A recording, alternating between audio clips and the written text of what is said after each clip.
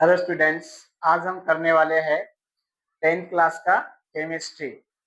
सबसे पहले मैं आपसे कुछ सवाल करूंगा। क्या आपने मैंगो देखा है? देखा है। किस कलर का होता है? ग्रीन कलर का होता है। क्यों होता है? यस, बिकॉज उसमें क्या होता है? क्लोरोफिल पिगमेंट होता है। उसके वजह से उसका जो कलर है वो कैसे दिखता है? ग्रीन दिखता है। तो क्या हमेशा आम का जो कलर ग्रीन ही रहता है या चेंज भी होता है? चेंज भी होता है। तो कैसे होता है change? Yellow. Yes, yellow colour का बन जाता है। क्यों बन जाता है येलो कलर का? सबसे पहले तो वो ग्रीन कलर का था।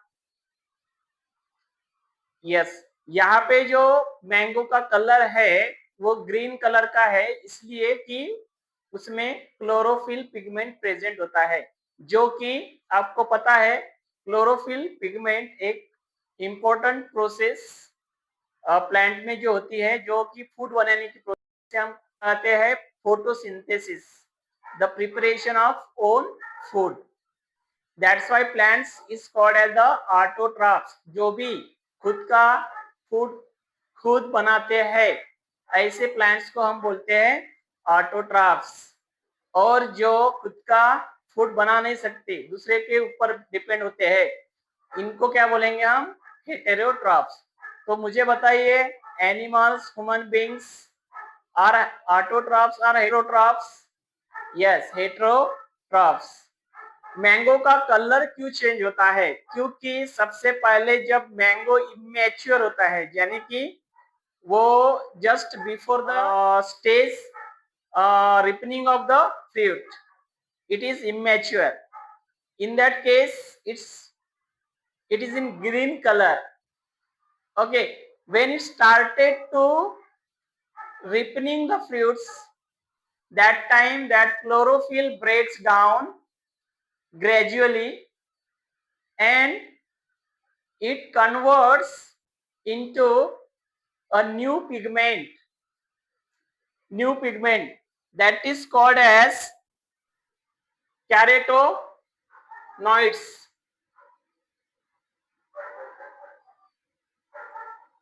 कैरोटेनॉइड्स,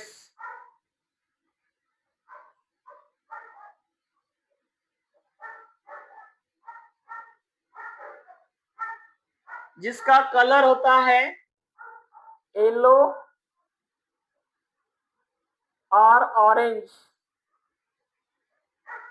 येलो कलर जो होता है हमको देखने को मिलता है जैसे कि बनाना में, एंड ऑरेंज कलर हमें देखने को मिलता है मैंगो में। ये जो पिगमेंट है, new pigment,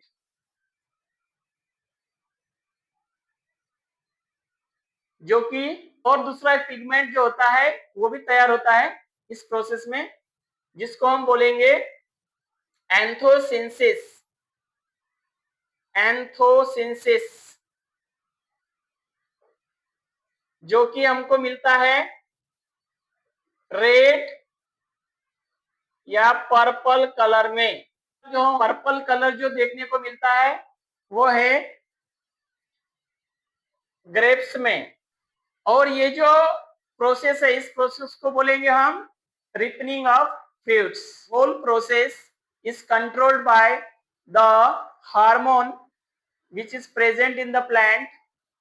That hormone is called as ethylene. Ethylene, it is the plant hormone, controls ripening of fruit.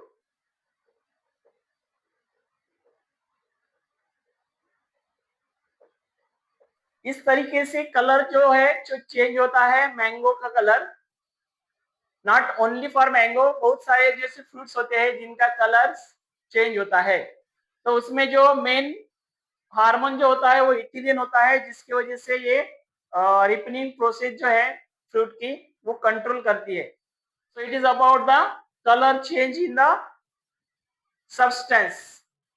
इसके अलावा बहुत सारे ऐसे एग्जांपल्स हैं हमारे प्रैक्टिकल लाइफ में जो हम दे सकते हैं कि उसमें कलर चेंज होता है। तो हम उसके बारे में जानने के लिए छोटी सी एक एक्टिविटी करके देखते हैं, जिसमें मेरे पास है एक कैंडल, ओके, जो आपको दिख रही होगी यहाँ पे, और इसकी जो बात है वो देखो व्हाइट कलर की बात है। इसकी जो बात है जो हम उसको जलाने वाले हैं, मेरे पास एक छोटा सा प्यारा सा लाइटर है जो कि हमको इसको इग्नाइट करने के लिए काम में आएगा। तो सबसे पहले मैं क्या करता हूँ, इसको इग्नाइट करता हूँ। Burning the candle, what will happen, see, we are getting the water and we are getting the light, we are getting the heat। अब मैं क्या करता हूँ, इसको बुझा डालता हूँ। अब जो बात है वो पहले व्हाइट कलर की थी, अब कौन से कलर की है? Yes, black colour. तो हमें यहाँ पे जो कैंडल है, कैंडल ये ओरिजिनल सब्सटेंस है, और जिसको बर्न करने के लिए मतलब कंबुशन के लिए हमको एक बहुत ही इंपॉर्टेंट फैक्टर है जो कि बर्निंग के लिए इंपॉर्टेंट है, वो है ऑक्सीजन। और वो ऑक्सीजन हमें कहाँ मिलता है? एयर में से। तो जैसे ही मैंने इस लाइटर को इग्नाइट किया, बर्निंग स्टार्ट हो गई with the help of oxygen. जैसे ही बर्निंग स्टार्ट हो गई, ये जो सब्सटेंस है, इस सब्सटेंस से हमें नए सब्सटेंस मिले, जैसे कि ये जो व्हाइट कलर की थी पहले, तो ये ब्लैक कलर की हो गई। ये मतलब ये कार्बन डाइऑक्साइड जो कि ब्लैक कलर का होता है, ये हमको मिल गया। और हमको गैस भी मिल गई, and change in colour and formation of heat, light. These are the new substances we get when you burn this. In such a process, when we get a new substance, and that new substance has the property very different as compared to the original substance. Got it? Original substance is a candle and oxygen, and new substance we are getting water vapor. Also this solid state wax present in the candle, it converts into the liquid state. Liquid water vapors means change of a state that has been takes place. When we are getting such new substances in the process, then we can say that this process is called as the chemical reaction. Means combustion of candle is the example of chemical reaction. Getting that point? Today's our topic is 10th class chemistry, chapter number 1, chemical reaction। और ये chemical reactions को दिखाने के लिए हम उसको एक equation के फॉर्म में लिखते हैं, जिसमें हम उसके सिंबल्स और फार्मूले यूज करके हम उसको लिखते हैं, तो वो बन जाता है इक्वेशन, और उस इक्वेशन को बोलेंगे हम chemical reaction equation or equation of chemical reaction. So today's our topic is chemical, chapter number 1, chemical equation, chemical reaction and equations. So simply you can define the chemical reaction as formation of new substance with different properties as compared to the original substance is called chemical reaction.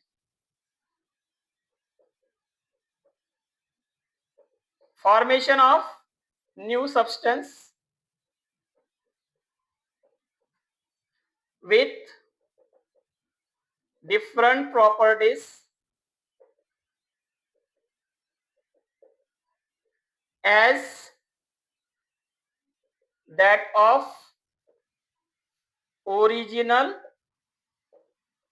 substance. Practical examples: burning of candle, You have to write for one more examples in our day-to-day life. I can add one more examples in that, like the respiration, digestion. All these are the processes which involves the chemical reaction.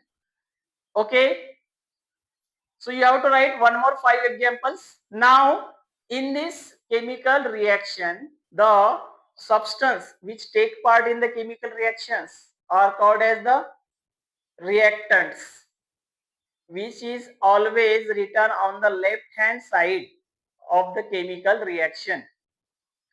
And the new substance we will get as a result of the reaction is called as the product, which is always written on right hand side. For example,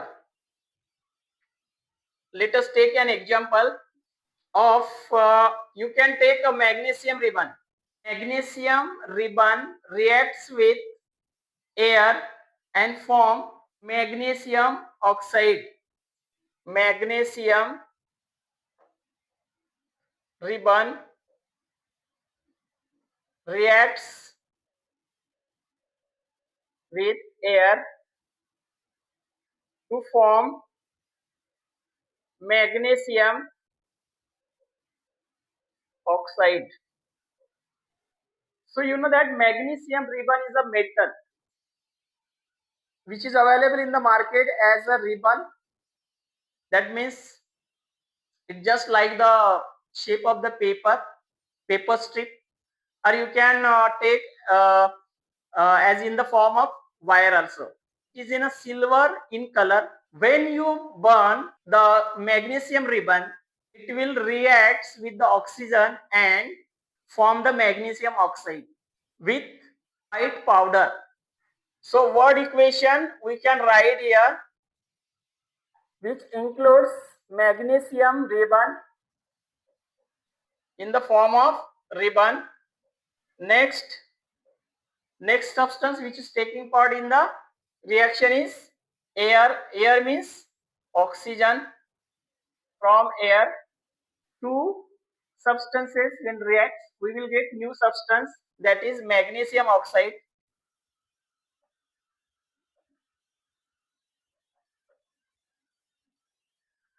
So these two are the substances taking part in the chemical reactions. On left hand sides, this is the arrow, this side is left hand side, this side is the right hand side. और ये जो left hand side में जितने भी substances हमने लिखे हैं जो कि इस रिएक्शन में भाग ले रहे हैं, उनको हम बोलेंगे रिएक्टेंट्स. तो यहाँ पे मैग्नीशियम और ऑक्सीजन क्या है, रिएक्टेंट्स. और जो हमें प्रोडक्ट मिल रहा है at the end of the reaction, as a result we are getting the product, that is magnesium oxide, which is always written on the right hand side. It is the product of the reaction. It is always written on the left hand side. It is always written on the right hand side. So here the new substance we are getting magnesium oxide, which has the different properties as compared to the magnesium and oxygen. Product magnesium oxide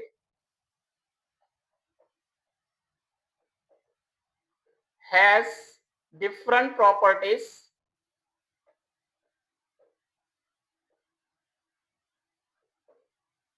than the reactants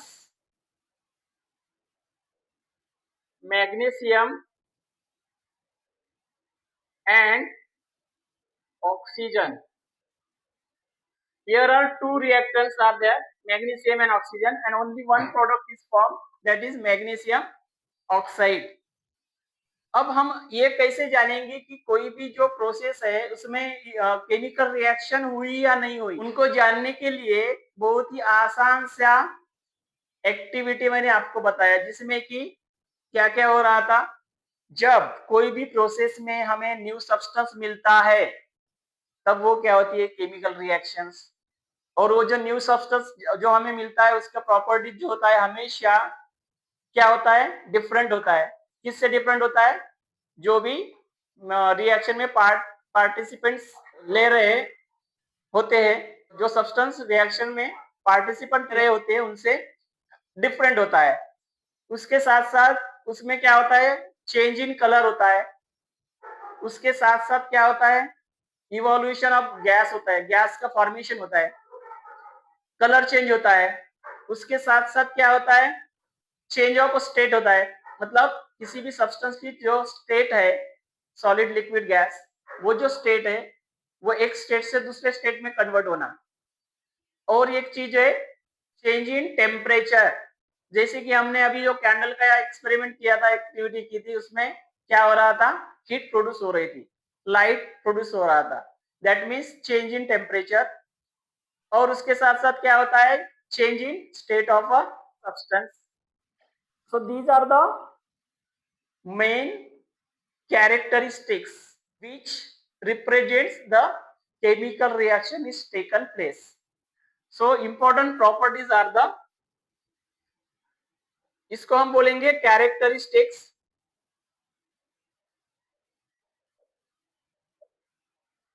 of chemical reaction. First one is evolution of gas.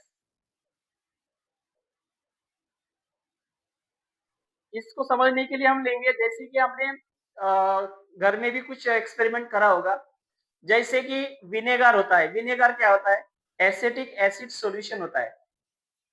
Okay, उसके बाद baking soda जो हम खाने में use करते हैं, अगर इन दोनों को हमने एक साथ मिक्स कर दिया तो इनके बीच में क्या होगा केमिकल रिएक्शन होगी। और केमिकल रिएक्शन से क्या होगा हमें एक न्यू सब्सटेंस मिलेगा और गैस भी मिलता है CO2 गैस। और उसके साथ साथ हमें मिलता है वाटर। अब ये जो एसिटिक एसिड सॉल्यूशन है वो एसिडिक नेचर में है। एसिडिक नेचर में मतलब वो एसिडिक प्रॉपर्टी शो करता है। और जो बेकिंग सोडा है वो बेसिक नेचर में है, जो हम आगे जाके पढ़ने वाले हैं डिटेल में। एसिड और बेस का जब रिएक्शन होता है तो हमें क्या मिलता है साल्ट मिलता है।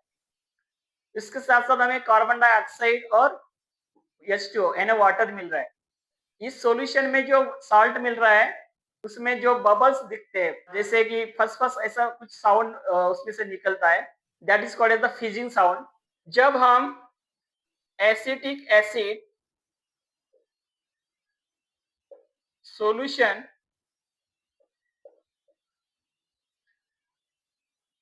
रिएक्ट्स विथ, इसको हम बोलेंगे vinegar, reacts with baking soda जिसको हम बोलेंगे sodium bicarbonate, sodium bicarbonate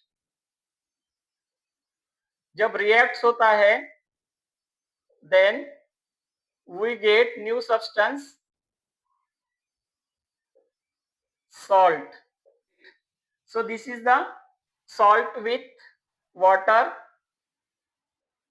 and CO2 carbon dioxide gas with fizzing sound, means फस फस ऐसा कुछ बबल्स का जो है आवाज होता है उसमें। उसके बाद जो है हम जो देखने वाले हैं वो है फॉर्मेशन ऑफ प्रेसिपिटेट। इसके लिए हमको देखना पड़ेगा कि सबसे पहले जो भी हम सॉल्यूशन बनाते हैं जैसे कि यहाँ पे एसिटिक एसिड सॉल्यूशन है दैट इज द विनेगर, या कोई भी सॉल्यूशन जब हम बनाते हैं उसके लिए हमको क्या क्या रिक्वायरमेंट होती है। जैसे कि सबसे पहले हमको एक वाटर लेना होता है और उसके अंदर ऐसा कुछ सब्सटेंस जिसमें हम उसको डिजॉल्व करेंगे। जिस सब्सटेंस को वाटर में डिजॉल्व करेंगे उसको बोलेंगे सोलूट, जो कि यहाँ पे कम मात्रा में लिया गया है।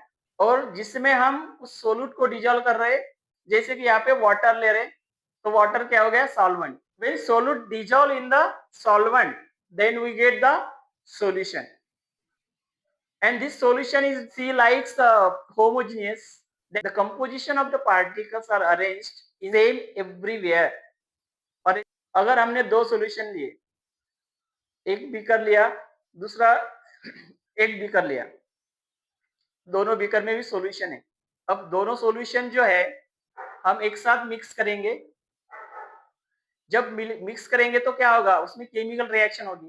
केमिकल रिएक्शन से क्या होगा, जो सॉल्यूशन था सबसे पहले, अब वो मिक्स करने के बाद हमें कुछ उसमें चेंजेस दिखते हैं, जैसे कि कलर, चेंज इन कलर, या फिर उसमें और कुछ चेंजेस दिखते हैं, जैसे कि मिक्स करने के बाद जो पार्टिकल्स होते हैं उसका एक खर जमा हो जाता है उस सॉल्यूशन में, वो इनसोल्युबल जैसे दिखता है, इसको बोलेंगे प्रेसिपिटेट। फॉर एग्जांपल, जैसे कि हमारे पास मिल्क होता है, मिल्क कैसे होता है, लिक्विड में होता है ना सॉल्यूशन।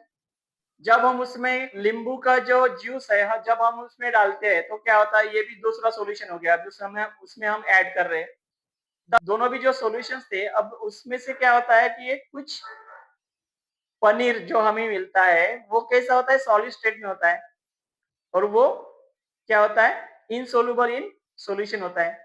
तो हम इसको बोलेंगे प्रेसिपिटेट। सेकंड जो प्रॉपर्टी है या कैरेक्टरिस्टिक्स है वो क्या है, formation of precipitate when milk reacts with lemon juice.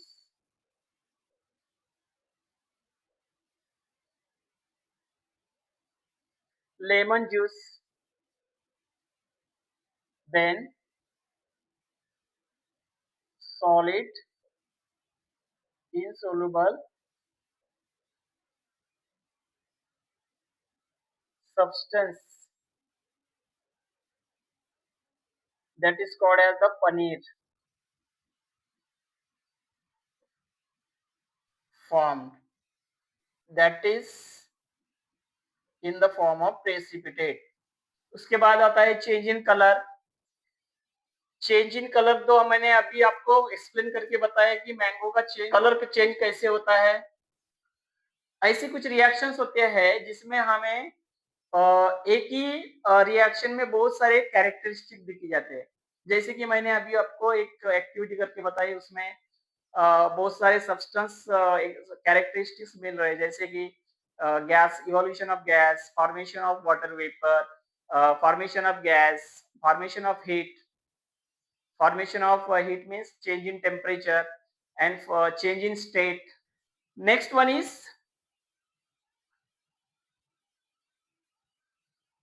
change in color.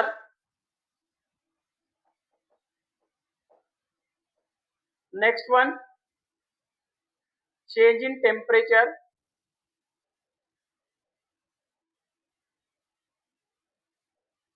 Next one is change in state.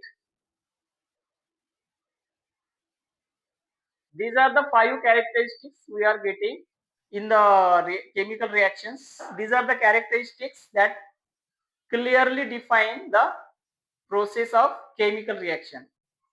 Change in colour का अभी मैंने आपको बता दिया, जैसे कि रिपनिंग ऑफ फ्रूट्स है, उसमें चेंजिंग कलर होता है। Change in temperature, that is burning of wood, burning of candle, these are the examples of the change in temperature. Burning of wood,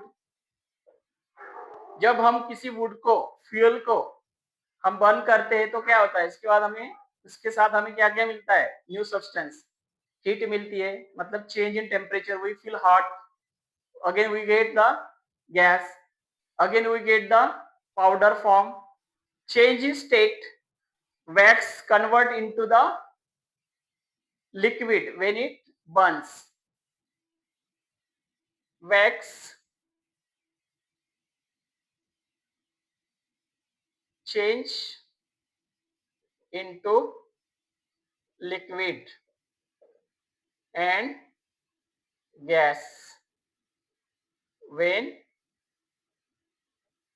it is burnt. So these are the characteristics which you are getting in the chemical reactions, or these are the characteristics. If you found any characteristics in the process, then you can say that the chemical reaction has taken place.